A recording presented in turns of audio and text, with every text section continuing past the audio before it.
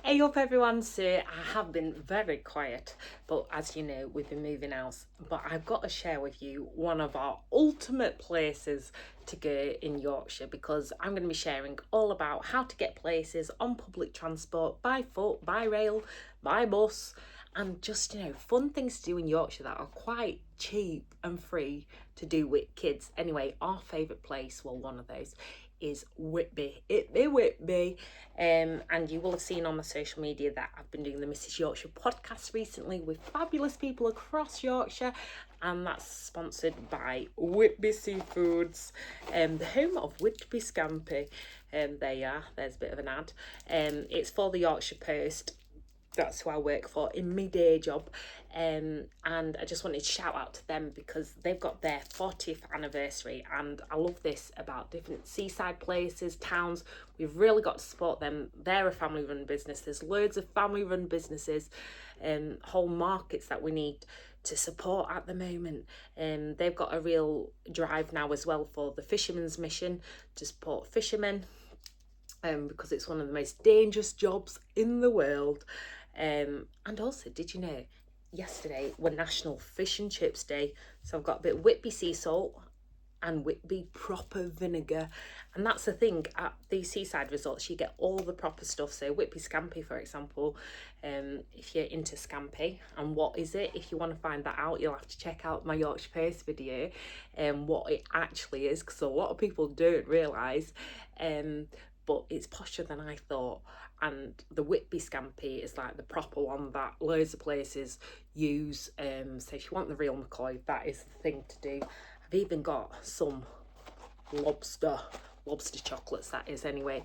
But you get all these like different produce, different interesting things from seaside towns. Whitby, obviously, you've got the home of Dracula. There's all the steps, 199 to be exact. And did you know that the reason there's little benches on the steps is because when they were first built, when they needed to carry coffins up, it was a place just to pop the coffin, because it's tiring anyway just walking up those steps, let alone carrying a coffin up them. We've got to show you this, because we love the antique shops there and the independent shops. So that globe and the wine canter is also from Whitby. We just love going there for a little wander around. It's very, very dog friendly. It's probably one of the most dog friendly places if you do have a dog. And obviously, fish and chips and scampi you can get in Whitby. People love the magpie trawlers. I'd love to know where you like, because there's a lot of debate about the best Whitby things. Also, we did have boffin biscuits, because basically Whitby is the home of boffin buns, the lemon buns. It's a real debated issue about how you eat a boffin lemon bun in Whitby. So people are from Whitby when they know how to do it proper, because they're basically like an iced bun, a lemony iced bun. But a lot of people tear it in half and then turn the icing inside out so you don't get sticky fingers. Other people open it up and put butter inside. Other people turn it around and put butter in as well. So you've got nice dry hands and nice moist centre.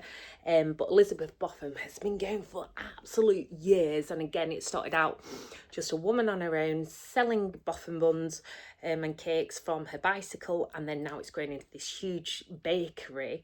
It's still family run. They do amazing tea rooms.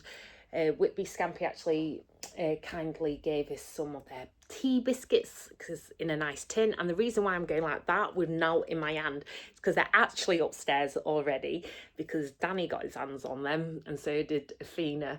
So they're enjoying the tea. They also do lots of like blended teas. So if you want a proper taste of Whitby fish and chips and scampi, Boffin's Bakery, definitely. You've got to have lemon boffin bun. You can actually order them by delivery, as you can the scampi as well.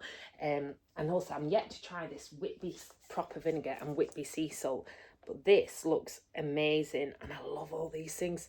It is by Whitby Sea Salt, that's the company. So I'm looking forward to trying that with, well, for me, chips.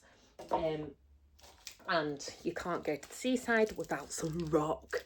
That's what's great in Whitby, is they've got all the rock shops, sweet shops. It's just a taste of the good old British seaside resort. I do actually want to stay in the Royal Hotel, and that was near where Bram Stoker wrote the first bit of Dracula. You'll also see there's a viewing point which is like all Alice in Wonderland themed, and that's where Lewis Carroll, apparently he came on a field trip during university, and he came up with some of his stories, ideas, when he was staying in Whitby. So it's a proper like literary foodie sensational town. And what I love is when you're there, it's not like foodie in a posh way. It's just like you've got all the fresh seafood, the fresh produce. You've got so much happening, all the hustle and bustle of people. It's easy not to appreciate how amazing it is. And of course, I've not even said, you've got Whitby Jet. Yes, so you can grab yourself some jewellery, you can wander up to Abbey, stop off at the grave, stop off on the benches even, not the graves, don't do that. But also when you go into Abbey, there's like all the beautiful ruins, but then there's St Mary's Church on the way, and Dracula is not buried there, as they've got a sign on the door saying Dracula is not buried here. He doesn't exist. So he doesn't have a grave. So don't go and ask this church staff that, because I think they get asked it a lot.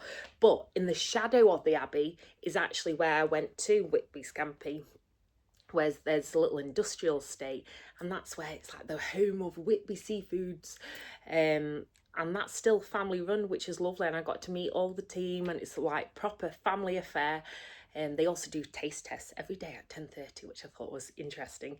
So they individually taste the different batches of scampi to check that they're all like above scratch. That sounds like what Danny does with my food in this house. But yeah, so I'd love to know your favourite things to do, eat, where to go in Whitby. It be Whitby after all. We absolutely love it, and we will be back soon. Peace, love, shimmies. And if you are going to Whitby by public transport, I strongly recommend North Yorkshire Moors Railway. That is a beautiful way to arrive. By train is fabulous, just the normal train as well, because you get into the station, then you can wander. We have caught a bus as well, a very long bus journey though, may I add. It was cheap but long.